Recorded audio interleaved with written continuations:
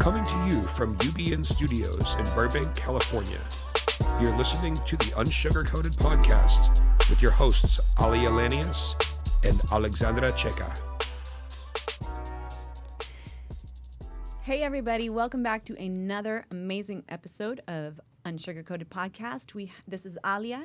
And this is Alexandra. And we've brought you another fantastic guest. I'm so excited. Are you excited, Alexandra? I'm very excited. I am. Okay, give me a second. I've got to set this up. This is actress, model, reality star, and now one of the nation's leading advocates on addiction recovery. Jennifer Gimenez was discovered at the tender age of 13, having ascended to international stardom, appearing on hundreds of magazine covers from Vogue to Bazaar and Marie Claire.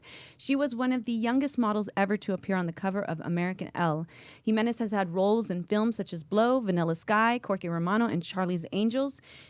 Surrounded by a fast-paced Hollywood lifestyle and unprepared for the trappings of fame, Gimenez eventually found herself at the mercy of her own drug and alcohol demons. Now over 13 years sober, Gimenez has used the story of her recovery to help others, starring on VH1's hit Sober House Seasons 1 and 2, Celebrity Rehab Season 5, and Season 6 of Rehab with Dr. Drew.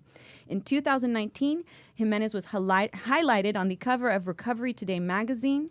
She is passionate about helping others battling addiction, eating disorders, and mental illness, spreading the message of hope, and fighting the horrible stigma around the epidemic of addiction. Thank you for being with us. Welcome, Jennifer Gimenez.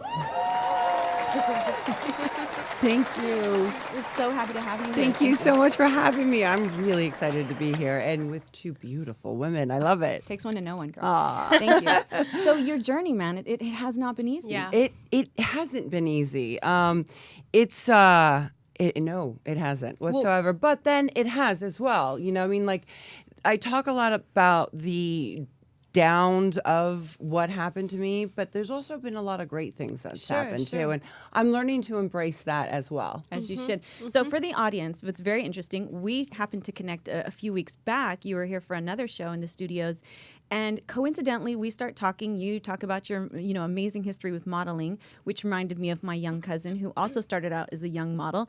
You guys happen to have been very close friends when you were younger. I know, Mary. And for people who don't know, my cousin Mary was the wife of Scott Weiland and the mother of their two children, who tragically, actually, the anniversary of his death just passed on December 3rd. So I thought, what an amazing opportunity to really talk about what you're doing, because you actually knew him. You saw him fall in and out. The picture I have is actually of them back in the day. He's wearing a T-shirt saying drug-free. She's wearing a T-shirt saying ornament. And as we all know, it didn't end well for his battle. No. Thankfully, yours did not have the same outcome. And we really want to know more about that, Jennifer. Thank you. I'm really glad to be able to talk about this topic of addiction and alcoholism and mental health. Scott Weiland was our driver back in the day. We were with Bordeaux Modeling Agency, Mary and I, and a bunch of other girls, and we kind of all grew up together. And, he was like totally into her, and he's saying that, and it was just like he was this guy that played music, and then boom, he just, skyrocketed. And to see them and their journey, and to see Mary now, like, I love her so much. Yes. Like, I mean, we definitely have, it's been a couple of decades rather, that we've known each other. Right. And, the sad thing is that, I've seen him in and out of the rooms as well as he's seen me. I struggled with addiction. I also struggled with talking about my recovery for so long. Right. Back in the day, I was 21. I'm 42 now. I was 21 when I tried to get sober. The first time, you're a legal age and you're like, I'm too young to be getting sober. Right. But I just already was in a downfall, you know. And right. What would happen with me was I would clean up a little bit and then I go back to my game. I call it my game, and I didn't need the rooms or, I didn't need a deal. Those people didn't get me. I was always uniquely different. And it started with my first drink when I was 12 years old. I come from Argentina. I was born here in California, and then I grew up in Argentina, and my family's from there.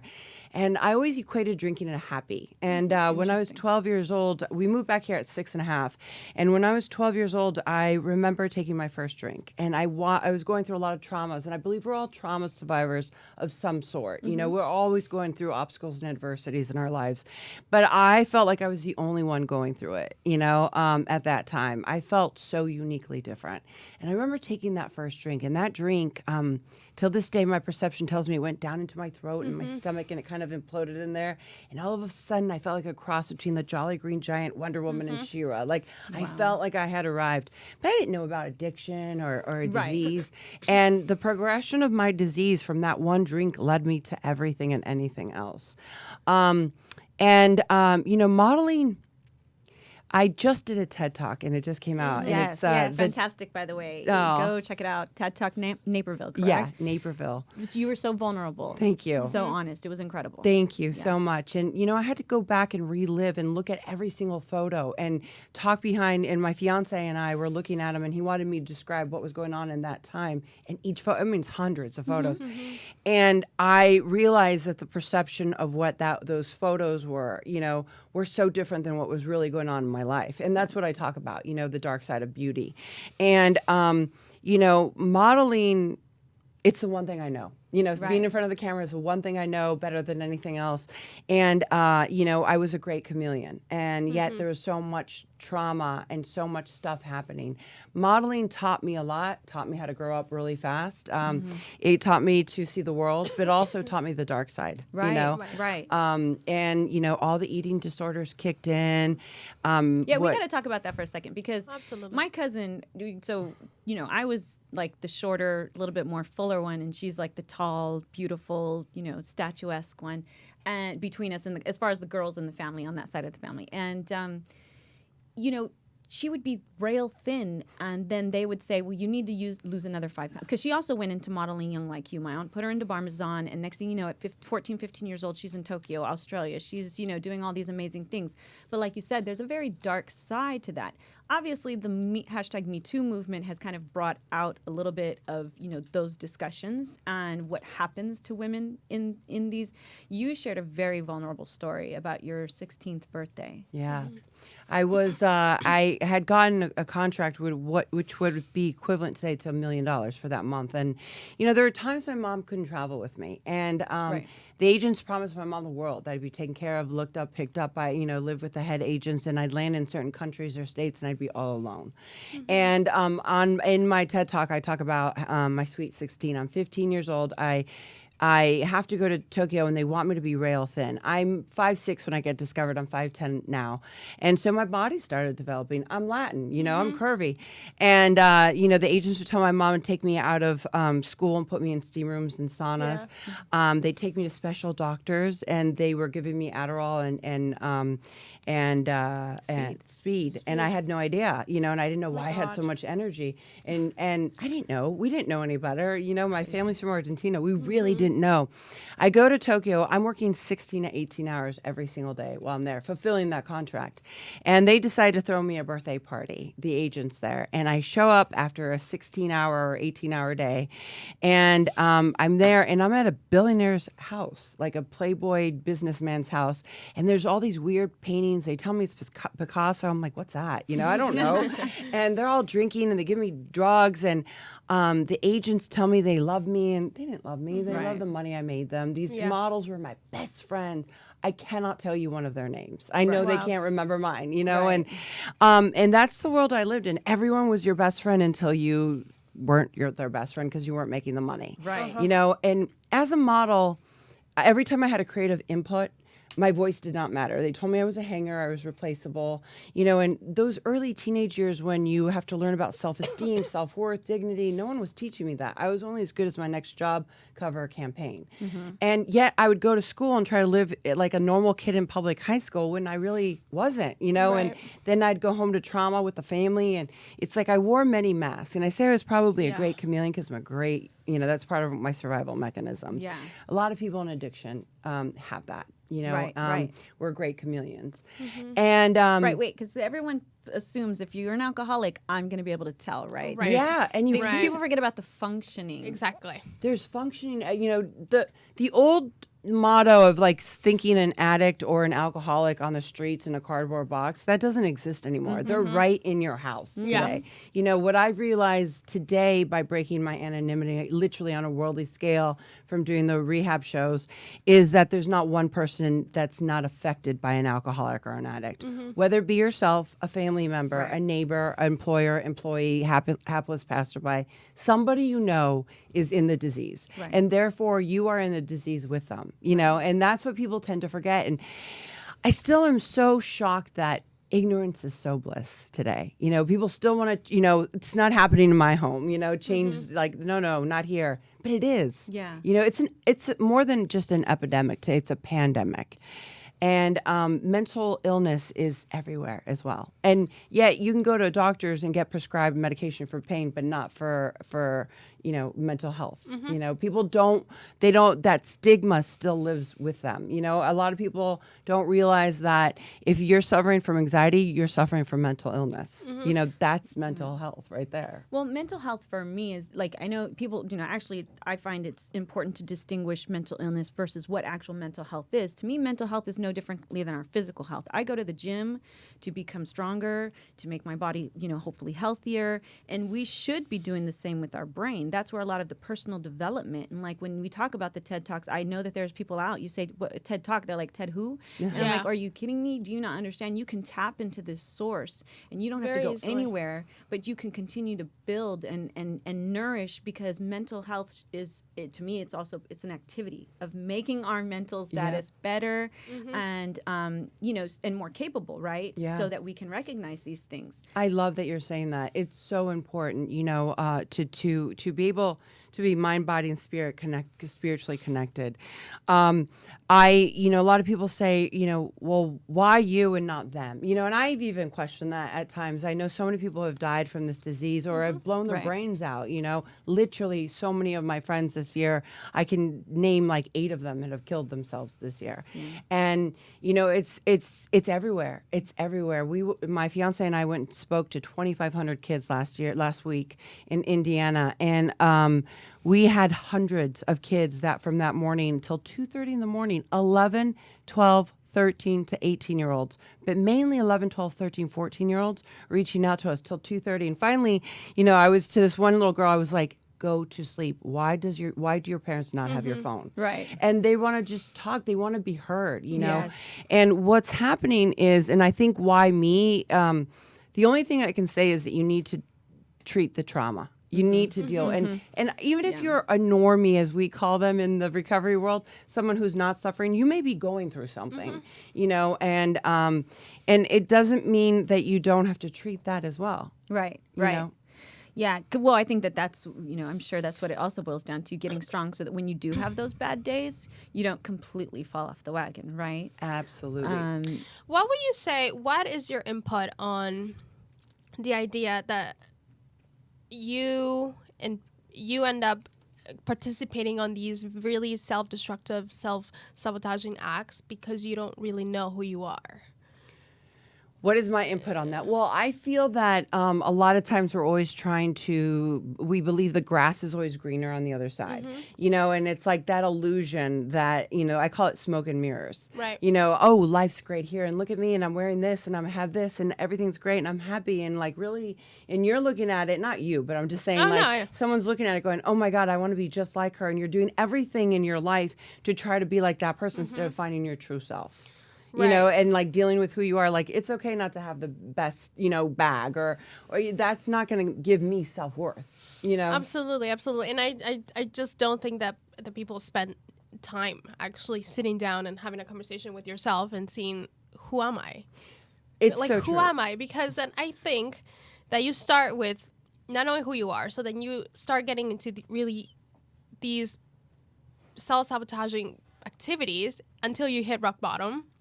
And then you hit rock bottom and you say, holy shit, I'm here. What am I going to do? What kind of life do I want? And then you start growing. And at the end, you actually know who you are. Yeah. And I think that's actually, I was listening to this podcast the other day, and it was this rabbi, and I was amazed because he talks about the importance of spending 10 minutes with yourself and actually asking yourself questions.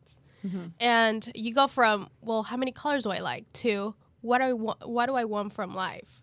And you have this really, really, really clear road that whatever doesn't match with what you want, you just automatically say no to it, right? Which is really hard to say now unless you do it. But I mean, you have gone through so much, and you're here for a reason. And I'm pretty sure you can say, I know who I am now. I do. I always say, and I love what you're saying is that, I'm always constantly uncovering, discovering, discarding who I am, and asking yourself questions is so important. Spending those, I always say to my fiance, I'm like, let's visualize this. It's energy, it's vibration, and I know I'm not being like I'm this one way, but asking yourself questions, getting to find out how you really feel. The questions are so important. And sometimes people go, and I remember this feeling so well, like, how did I get here? Like, I was trying to get sober and then I relapsed again. And like, how did I get here in the shoebox, in my shoe closet, with the drugs? Like, this is my world? Like, how? And, we're always trying to mask, what we're feeling. Right. And today, in this day and age, society, this is the scariest thing in the whole entire world, this phone, right here. You know what I mean? Because, like, people are either getting bullied, or they're being bashed, and the internet trolls are sitting behind their computer just trolling around, because they have nothing better to do. Right. And you're taking that personal when you have to realize, like, that's just on them. That's a representation of who they are. They have Exactly. nothing to do with who Has I nothing to really do am. with me. I feel like it's so important to realize who the group of you're surrounded by. List your 5 friends, and that's who you really are. And if you're around someone who walks like a duck, talks like a duck, acts like a duck, guess what? You're going to be a duck. Like, so you got to surround yourself with positive people. And yes, it may get lonely in that time of you searching for those positive people that you connect with energetically wise and vibe, and on all levels. Like, soul are you being fed? Is your soul being fed? Because really we're all spiritual beings, trying to have a human experience. And that sometimes is just really complicated. Oh my gosh. You're kidding me. Talking about your soul being fed, I just want to congratulate you for getting your marriage license. Oh, thank you. It's going to be exciting. Yes, happening. It's so funny. It's funny. It's so new to me. Like, okay, so last year was the year of the endings. I ended a relationship of 5 years. He broke my heart, and I cried. I cried for 3.5 months. 3.5 months into it, I wake up, I'm crying, and I realized I wasn't crying over him. I was crying over me, and that I had lost my voice and I lost myself. And I was like, am I a fraud? Like, I'm the voice for the voiceless. Here I am telling everyone. But I had to look in the mirror and take a good look. And I was like, God, I got on my knees. I was like, God, I don't need another guy. I equated all the exes to that one. Right. I believed love at first sight for you and for everyone else in here. And Tim and I had followed each other. His name is Tim Ryan. We followed each other on social media. He does what I do. We have some pictures of you guys. Oh. Have we shared the wonderful Timmy. Yes. Yeah, he's so handsome. And we had, supported each other, and he got a hold of me, and he wanted to power up be a power couple and do what we were doing. He needed a female. And I was like, okay, cool. And we talked for a month, and he kept blowing me off, and he stood me up. Yeah, he stood me up a couple times. I was in Florida, and we were talking. He's like, let me find out a schedule when I can. I'm like, you and those words. Like, why don't you walk your talk? Put your money where your mouth is. And at the end of that conversation, a month into it, he said, why don't you look at your text as we're getting off the phone? I'll talk to you later. I looked down. He had booked a flight. I was in Florida. He came out and met me. I picked him up at the airport. I literally, the minute I saw him, I got out of the car, I jumped and I hugged him, and it was over. Oh, it was wow. love at first sight. And I can't believe it finally happened for me. When I wasn't looking, it happened. And, one of the things last year for me was I said out loud, I choose to live the second half of my life happy. And so I'm finding happy in my life. And like I said earlier, I suffer from depression. I have tools today. I have a whole team around me always. And I normally have gotten into 3 days and I'm like, oh, this is depression. I get it. I haven't had one day since when I met Tim. It's been a year now almost, and it's so ironic that I realized it's connection and purpose. Yes. If you find your connection and your purpose, that's a really big factor in life. I think a lot of times people tend to sedate or numb themselves because they've lost their purpose or their connection. Right. And with what you were saying earlier about, finding yourself, just really surround yourself with love. And if you don't have people to surround yourself with love, find the love within yourself. Like I had to learn to take myself on a date. Like I had to date me and God. I was like, really? Yeah. Like this is so Yeah. weird. Like Yes. and pick flowers and like go to the Yeah. beach. Like beach is like a big thing with me and God. And and it's those little things that end up adding to bigger things in life. Plus, if you're struggling, I think also, it's time to discover and discard and like get into the nits and crannies of things and work with another person in the 12-step program and stuff like that. I mean, there's a lot of help out there today. Yeah, you're right. So let's say, first, I know you want to talk about some signs and symptoms, but I mean, like after that, I definitely want to talk about what do people do? Like, because when there had to have come a point when you realized you weren't actually living the dream anymore. You were in a nightmare. Yeah. Please talk about that. Wow. That's it. I like that question. No one's ever asked me that. I was living in a nightmare. I was sedating and I felt like I was trying to numb myself from my past, and my pain. And all of a sudden, it wasn't working. I was sedating myself, trying to, and I was feeling more guilty and more shameful of where I was. And that's like a really bad place to be when you're just like, oh, I can't stop. And you're like, this time I'm going to stop. And you just don't. You just can't stop. Like, one is too many, 1,000 is never enough. Yeah. And all of a sudden, my mom, my best friend, Brandy Glanville from the Housewives, they came to me and said I needed to get help. And I thought treatment was for losers. And I had been trying to get sober for so long. And I was like, I'll shut these two women up, and I go to treatment and I was going under my terms 5 days, calling it a day. I was going to sleep, eat, and I'd shut them up. And I checked in July 12th. I relapsed in treatment November 2nd. I left for 10 weeks. It was like I was trying to numb myself. And this was happening in those 10 weeks. I was buying over an 8-ball a day and nothing was working. I was nodding out, didn't know why. My mom came to me and said, Jenny, I'm going to pack your bags. You're going to come stay with me. I don't care if you drink or use. I need to be with you. Right. And I just kind of looked at her. My jaw was disconnected. I suffered a mini stroke at that point. Blood just profusing down my face and from nosebleed. And she said, I bared you into this world and I don't want you to die alone. I want to be next to you when you take your last breath. And I was okay with that. Oh my You were okay with that? goodness. At that moment, yeah. And that's heartbreaking. So finally I went to her house and I finished doing my stuff and I ended up going into her room and she was on her knees crying and praying like she was every day. And I looked at her and I said, take me back to treatment. And on January 15th, 2006, I went back to treatment with the clothes on my back. And I didn't realize my dealer had laced me with every drug, heroin, speed, horse tranquilizer, rat poison, name it was in there. They needed to detox me with the opiates for the narcotics in the psych ward. And I just went, whatever. And that day in the psych ward, I ended up hanging myself. And the last thing I remember is they supposed to take those away from you, but somehow they forgot. And I got on top of one of the beds. I put my belt through an object. I secured it and I put my neck through there. And the last thing I remember is my feet were dangling and everything went black. And when I came to, I was in a 5-point strap and I was so upset because I couldn't live and I couldn't die correctly. Right. Oh, wow. And because of the fixation, I couldn't speak. It took me 3 months to form sentences. My brain worked perfectly. I shook profusely, my hands and my legs. I would lean over on the bed and in my head, I'd say, right foot move, and I'd fall. I was in a wheelchair. I went to a walker. I went to a cane, freely learned to walk 4 or 5 months later. I had no control of my bodily functions. I peed and pooed myself all the time. I was in depends. I like to call them diapers. And I threw up profusely from the detoxing. And I remember being in the chair and I was holding onto the windows. They had bars on them, double windows, and I could hear people downstairs. We were on the second floor, and they were laughing because someone was telling a joke, and I could smell their smoke and hear their chatter. And I felt this feeling that I literally didn't understand. And in my head, I said to God that day, God, is it humanly possible for a girl like me to ever feel whatever it is that they're feeling down there? And if so, I'll go to any lengths. And that was my day of surrender. for me. And, you know, recovery hasn't been easy. I've done so many things. I've gone through so many trials and tribulations. I got sober. My sponsor ended up getting sober in 46 and 96 in Crenshaw, and that's where I went after I left treatment after 3.5 months there.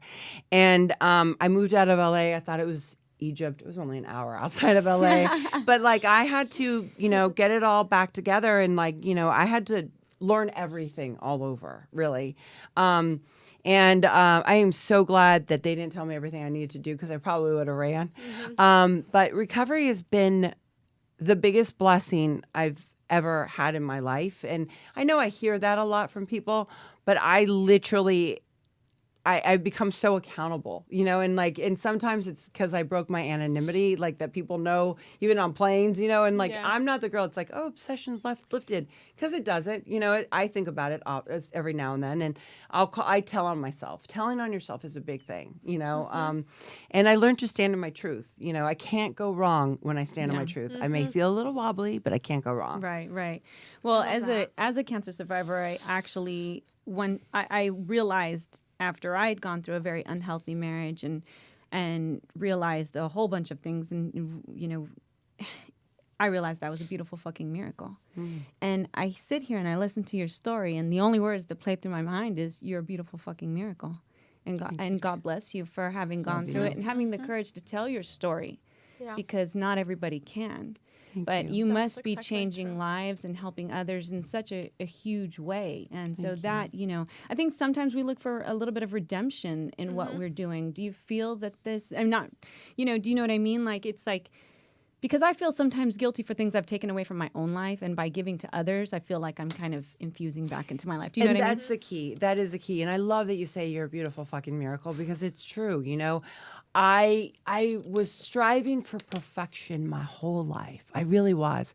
And when I would sit down with my sponsor, and she'd be like, "Well, define it for me," and I'd be like, "Well, I have to be," and I couldn't find a term. You cannot. I cannot. I'm perfectly imperfect. Exactly. And that is such a beautiful place to be. It is. You know, and for me, it's like when I'm speaking and I see a flicker of light in someone's eyes, or someone connecting, or someone going, "She's crazy, I don't want that story." Like I go, "Oh my God," or they're laughing or crying or they're getting angry. I'm getting a reaction. I feel emotion. And you know, in this day in society, like I said, with the phones around and everything, like people don't have communicative relationships anymore. Right. Well, you see it in relationships. How many times you go out to a restaurant and you see two people my God, on their a phones. date? You're supposed to be out on a date with your husband or wife, right? We call them date night, and it's at the table, and they're both in their phones, or the wife is sitting there pining at her husband. I know, while that's he's always so busy. sad. Yeah, I know. or vice versa. Sometimes, I mean, women can do it too to men, but like I've got an Instagram, and you know, or like whatever. they're taking their My fiance Tim and I have this thing where we flip our phones back unless we're at work hours and we know we're gonna work. Okay, we have to take that call. It's important, right? Otherwise, it's very few and rare times that happens. Otherwise, our phones are off or in my bag, and we're having a moment. You know, exactly. because life is about moments on top of moments on top of moments. Amen. That's really what this whole thing is. Amen. You know? Which you're lucky because you know, Dr. Drew. Yeah, so when you were talking about, when Aalia said that she was a beautiful fucking miracle, which, by the way, has to be on a T-shirt at some point. Yes. Yeah, I like that one. I read a line that really touched me, which that you said, which was Dr. Drew predicted that you weren't going to live past 2006 if you didn't get any treatment. So how did that actually make you feel when somebody would tell you that? So Drew predicted me dead the first year. He said, just go through the motion. She's one of those they're going to die. She's a hopeless case. You know, some of them have to die for the rest of them to live. And a year later, he knew that I knew he had said that. I'd taken over his facility with meetings and bringing, you know, people that are circuit speaker or high profile people to come speak. And then he gave me his clients that were high profile to sponsor for fun and for free, and the 12-step rooms stuff. And when he came to me and asked me to do Sober House, he knew that I knew he had said that. And when he asked me, and I was like, "Well, why me?" And he said, "Because it's people like you that keep proving me wrong. And I want to thank you for that." And I just kind of looked at him and grinned, and I went, "Ain't that about a bitch?" Like, I just love it. You know, and how did I feel? I felt I really felt hopeless because I had tried to get sober for so long. Like I kept going, what's different this time? Yeah. And I kept saying that, and they're like, kid, just believe that we believe it's going to get better. It was the old timers in the rooms, you know? And I still, till this day, I'll be like, just tell me that you believe, you know? And you know, every now and then whenever I have those doubts, because they come by, you know, and I feel great. You know, in spite of my character defects, they become my greatest attributes today. Right. And it is giving back. And congratulations on being a cancer survivor. It is an amazing, amazing gift and beautiful story that you have with that. You know, well, it's interesting because a lot of the things that you say, and you know, it's very interesting because even it's amazing how just cancer itself puts a highlight on everything in my life and a lot of perspective, and it's changed. You know, I will say it's the worst and best thing that happened to me in my life. And so when you talk about certain things, like I relate to that. I do, and I've seen drug addiction in my own family, and I remember going to groups when I was in middle school because my father had been an alcoholic. Even though I wasn't raised with him, there was more of like this gene assumption, right? So genetically, like there was nothing in your family, was there? I mean, like my dad had addiction, and he was not in the end. He died though at 47. He unexpectedly died. He had a full he had a full cardiac arrest, and he was supposedly in healthy condition. He was going to run the LA Marathon, but the secondary will always be addiction. Like you don't just drop dead for no reason. Right. So. There's not, there is that in my family. Sure. And then there's the mental health side and other mental illness. And here I am blessed with both worlds. And like, it was crazy because I could totally understand. I accepted the addict rule. Like I got that one, right? But when they told me this time around that I suffered from other things, I was kicked and screamed till somebody said something so simple. They said to me that they're going to lay spiritual tools by my feet. They're going to teach me how to apply them into my life. And there's coping mechanism, therapy, outside help. You know, thank God for that. I still go. Yeah. Medication. There's, you know, ways of coping, doing things and understanding it.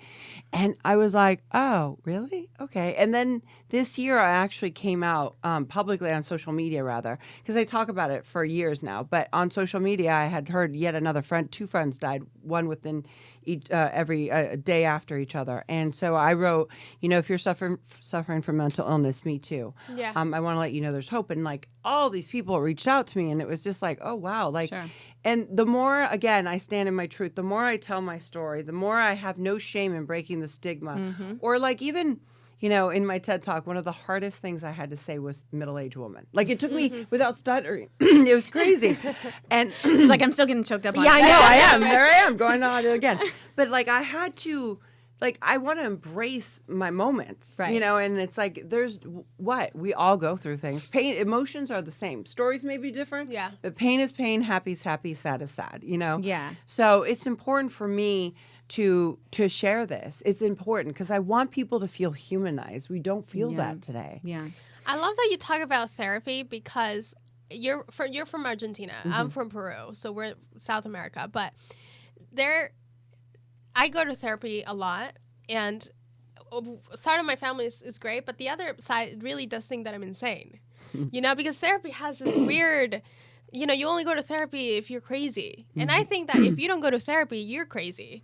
You know? I couldn't agree with you more. And it's so funny because I know a lot of people that talk about, you should go to therapy, and therapy's this. And I'm like, do you go to therapy? They're like, never have. Like, what? Right. Like, and I remember when I went to Argentina a few years back, everyone was like, well, you were in the hospital, right? Like, and I'm like, yeah, I was in a psych ward. And like, you know what I mean? Like, they don't get it, you know? And especially the Latin families, like they're so like, oh wow, that's not good. Yeah. Right. Yeah. They really do look at you like you're crazy. Yeah. Yeah, for Like, sure. I'm crazy then. What I am love gonna that you do? think that they're crazy for not going. I agree with you. I really do. Nobody's perfect. Why wouldn't you want the extra help to actually be extra better? Yeah. Yeah, I always give the example, like if I broke my leg, I would not be trying to walk around like a cool kid with no crutches. I got this. Yeah, I got this. Yeah. You know, first of all, it's not going to heal right. And second of all, you're just going to cause yourself a whole lot more pain unnecessarily there are times in your life when it's okay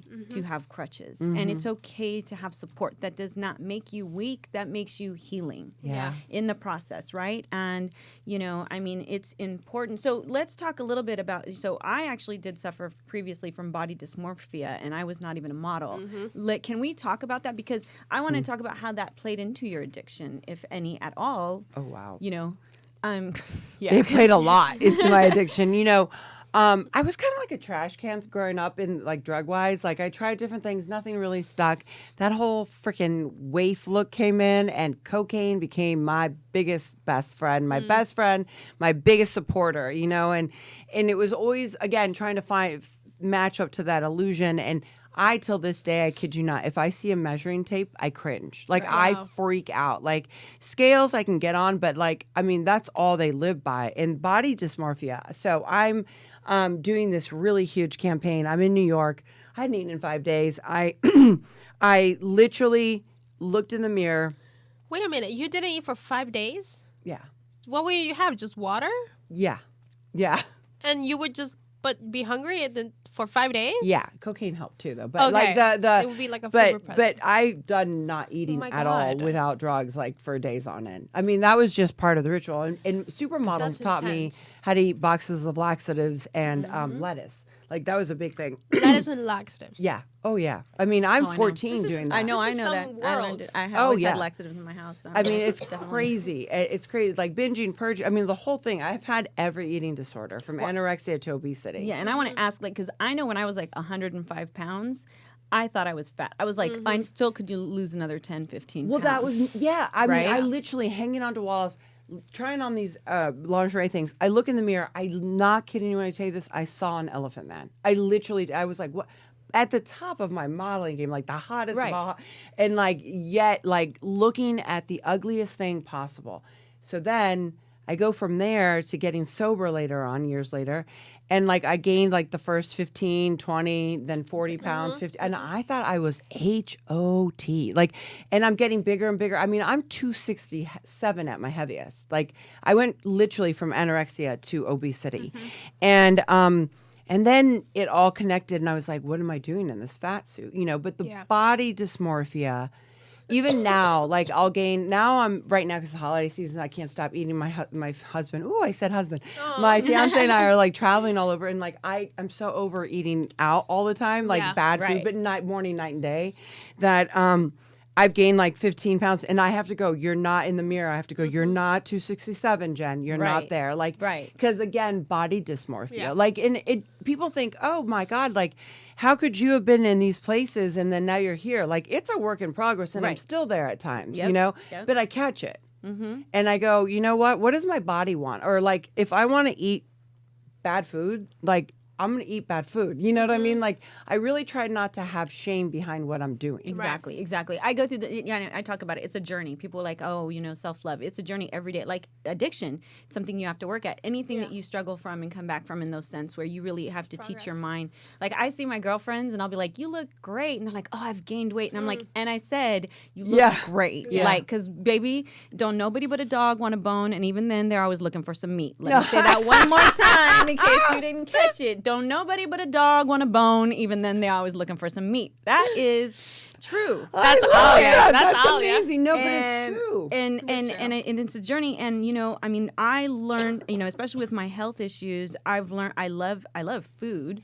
But I've trained myself, as we talk about, I eat to live, not live to eat. Yeah. Like there are days my husband and I go out and that lobster mac and cheese looks really good, and you know what, I can have it, because I deserve it, Exactly. And then I just get up, and I think for me, I don't know about for you, but that's how I took my mind out of like this diet zone or like anything. I mean, like if I ate something, then I would say, okay, that's an extra hour and a half at the gym tomorrow. You know what I mean? Because I would always like, I got to offset this if I'm now I'm. With everything that was going on right now, I'm lucky if I get to the gym right now. Yeah, I was at home doing Kempo. I know. We watch TV at home, and like we'll binge watch shows at late in the evening.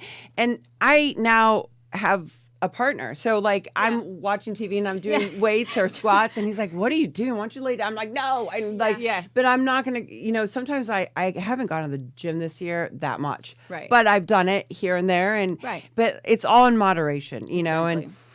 it's also nice to have somebody in my life for the first time that is like, I can't wait till you wrinkle up. I'm like, that's not happening, honey. And but, Right. I love you just the way you are. Yes, and I'm yes. like, wow, That's because amazing. I've had a really nice feeling. bad relationships where they've poked at me. Sure. And just made me smaller, and I allowed myself. They didn't make me. I made myself smaller so they could Right. feel bigger. Right. And that's not my story today. Yes. My Tim and I were equals. Like, we're very similar in personality and type A personalities. He's like saying, I'm the boss. Like, he's not. That's like, that's okay. My husband, I just always, I'm like, you're right, honey. You're always right. You're always right. And I remember like, it's just people are like, wow, you're good. I'm like, yes, grandma taught me well. You're right, honey. You're always right. I'm always like, I'll say, he's like, who's the boss? In front of his friends, or I'm like, you are, babe.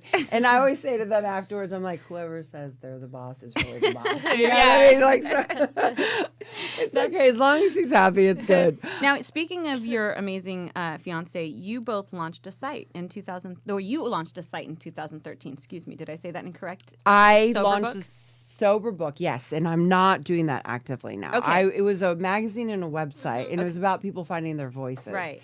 However, my fiance and I have a site, timandjen.org, Tim and Jennifer, rather. .org. I'll say that again, timandjennifer.org. And we go all across the country and we speak. We work in treatment as well, and we're shooting shows right now. And we are living together and working together. We are together 24 hours a day. Talk about challenges and amazing times and serenity. Yeah. Serenity now. Now, is that part of the From Hope to Dope? From dope to hope. I mean, from dope to hope. Excuse me. I'm sorry. I read that wrong. From dope to hope. We formed, he had an LLC, and I became his partner on that. Okay, perfect. So you guys are just out, and you And know, he has a foundation, a Man in Recovery Foundation. They take indigent people into treatment, people who don't have money or need sober livings to go to without insurance or anything, or people that need, after they come out of treatment and they need clothes to get a job. They take no. That's amazing. Yeah, no one takes any pays there. It just whatever True comes into the nonprofit, foundation right. goes to the people that need help. that's amazing. Yeah. That's good for our listeners. If you have clothes or anything, how many times I go through the closet and it's like, okay, I don't really need this. I always think to myself, why am I holding on to this if someone else can use it, right? So, so you were named one of Maxim's Hot 100 and Esquire's Women to Love. You've walked on the catwalks of Paris, New York, Tokyo, London, Milan. You've worked with the designers such as Chanel, Jean-Paul Gaultier, Armani. But She out of said it all well, of huh? that, I out love of it. all of that, what's your favorite thing that you're doing right now? What actually means the most to you? I think it's speaking with my fiance. I think it's going all across the country, speaking in corporations, speaking to children. My goodness. It's just, there's no greater reward for me, again, than when I'm speaking and I feel a connection with someone and I'm sharing my story and I see a flicker of hope, or I feel a connection. Like, the connection is so amazing. I just got back into acting again because I hadn't been acting for a while. And I literally was speaking for the last 6.5 years on my own, and Tim was doing it for 5 years. And to merge with someone and to do this journey together, like, I can travel. Like, we went to 28 states in 30 days. Wow. It was crazy. When we were texting, you're like, I'm landing here, I going know, here. I don't know. I'm going- like, okay. It's just insane. And like, I thought, our schedule will calm down, and it's not. But I don't have to do it alone. Like, not doing this journey alone anymore is such a great reward. Tim and we have so many projects coming up right now, and we're shooting a show, and that's all I can say about it right now. And Love that that is so much fun. And there's all these other things that are happening in the new year for 2020, and I'd love to come back and talk about it once it starts happening. Yeah, girl, you will bring your fiance on as well. Oh, because, that'd be great. Look, this podcast, as people know, is always going to be talking about issues and empowerment. We want to, because like you said, it's the tools. You can't go into a war without an armor, without a sword. You go in, you're going to get demolished. So it's important that you tools. continue to have opportunities to help others, because it is a journey, one day at a time, one breath, one moment, so I get that. We have a few rapid fire questions But for you. before that, go I ahead. just have one last question for you. If you were to look back, what would be an advice that you would give your 20-year-old self? I would, first and foremost, I would say that I would tell my 20-year-old self that you're enough. Amen. And that you're beautiful just the way you are. You know, and that was really important for me. I feel if I could have heard myself say that, talking to yourself, asking questions, and realizing that I was enough. And like constantly, you know, if I like even today, I'll say like I'm doing the best I can with what I got. You know, and like if I could have said that then, I probably wouldn't have felt like I needed to be all these other things. Yeah. I like that. Amazing. Thank you for sharing that. Yes. All right, rapid fire questions. Rapid fire. Are you ready? Okay, I'm rapid ready. fire. We're going to play rapid fire. 5. Go ahead. Don't worry. Am I doing them? You want me to do it? Okay, I'll do. Wait, actually, I'll do them. What is the thing you're most afraid of? Heights. If you had to change your name would be? Sophia Ryan? I like that. What is the best advantage of being really tall, beautiful lady? The best advantage of being really tall is I don't have to look at everyone in the face. I don't know. No, that's good. I bet at sporting events you can see over. Yeah. There, right? Concerts or something. I'm always like, can I see past them? Okay, sorry. Would you rather be in 90 Day Fiancé or The Bachelor? If you were single. If you were single. Don't worry. 90 Day Fiancé. Have you seen that? No. No. Just my The Bachelor God. sounds horrible because I've seen that. It's the show about people who are international and then they come together because then you have 90 days to get married. To get married. Oh, wow. No, I'll do The Bachelor. Okay. I think that was my And then the last one, the funniest joke you know by heart. I'm really bad at telling jokes. You want another question? Yeah. What celebrity annoys you the most? Annoys me? Oh. That I know or that I see on TV? You don't have to know him. I don't know. Can we ask another question? She loves everybody. I know. She loves everybody. Dark chocolate or milk chocolate? Milk chocolate. I love it. We We only got a milk chocolate. Milk chocolate all the way. I think you were milk chocolate, right? Thank you so much, Jennifer, Yeah. for being here. Thank you. you What we so wanted much. to make sure is that people know how to get in touch with you. So if I'm on IG, Twitter, Facebook, how would I? Jennifer Gimenez for all sites. JENNIFER GIMENEZ. If anyone is looking for help in any way, you can either get a hold of Tim, Ryan, and I, my fiance, at timandjennifer.org, or you can call at 1-844-611-HOPE. That's 1-844-611-4673. That spells hope. If someone's looking to get into treatment or whatnot. Yeah, there's a lot of them out there. Yeah, and please watch the TED Talk. Yes, we will. It's The Dark Side of Beauty by Jennifer Gimenez, and that's me. Yeah. And by the way, yes, pick up. Her last name is unique. The G gives you this uniqueness so we can find you. It's Yeah, like G, very easy. yeah. And then, to see your background, see how far you've come is incredible.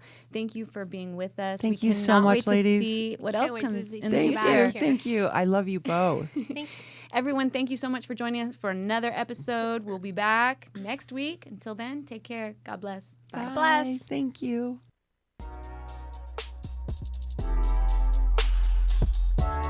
You've been listening to the Unsugar Coated Podcast with your hosts Aalia and Alexandra Checa.